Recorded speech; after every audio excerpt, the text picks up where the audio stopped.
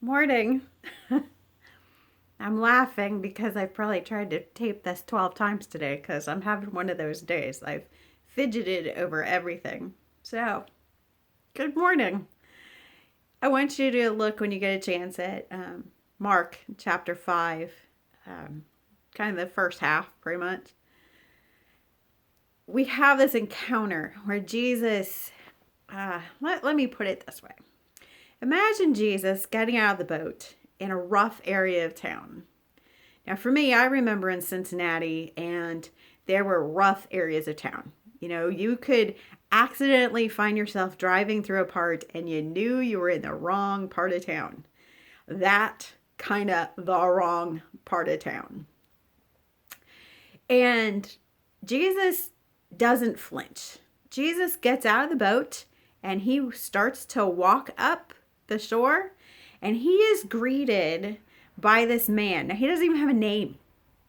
This man is excluded from society, a complete and utter outcast, not wanted. He is so outcast that they have tried to shackle and tie and bind him.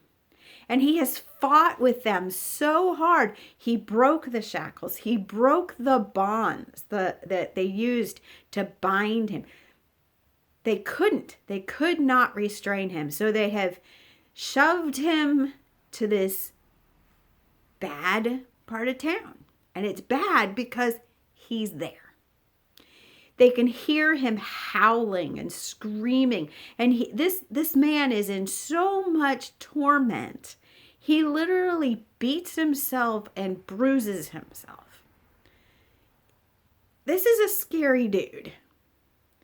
Jesus, on the other hand, gets out of the boat and walks up the shore.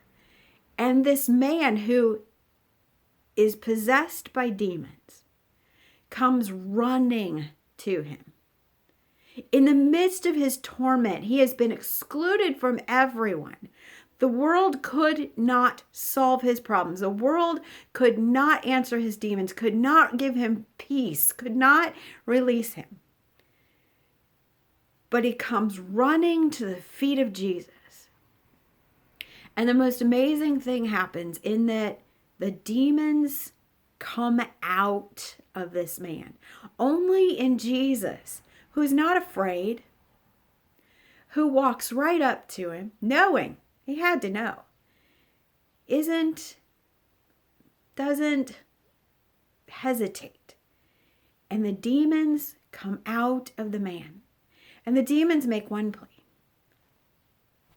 Put us in the swine over there. Well, the cool thing is that then the herd of swine go running into the sea. But Jesus and this encounter with this demoniac, this man who is completely possessed in the darkest of his places. And yet Jesus isn't afraid. The man is relieved of his demons, is saved from them. In the darkest of his places, when he finds the holy, he ends up finding peace and wholeness and release and relief from his demons. Jesus answered them. For many people, there are demons all the time. There are negative thoughts. There is angers and frustrations, and there is just this stuff, this voice that just wants to tear us apart. You know, for me, some days it's tough because I hear this voice just say, you're not good enough.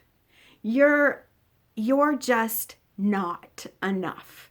You don't do this right. You don't do that right. I get very critical, self-critical.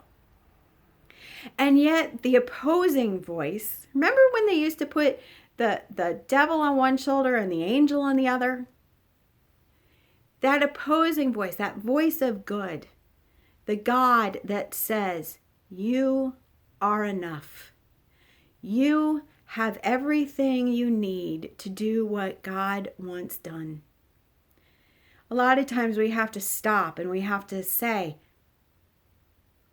which voice am I listening to?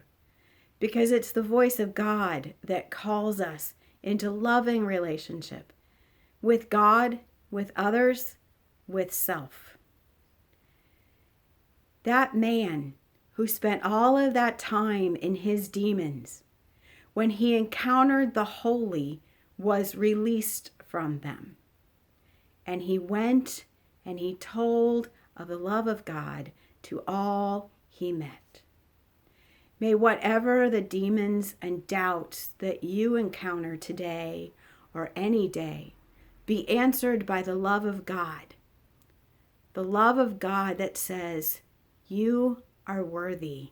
You are more than enough to do what God wants done. There is grace and there is forgiveness for all of us.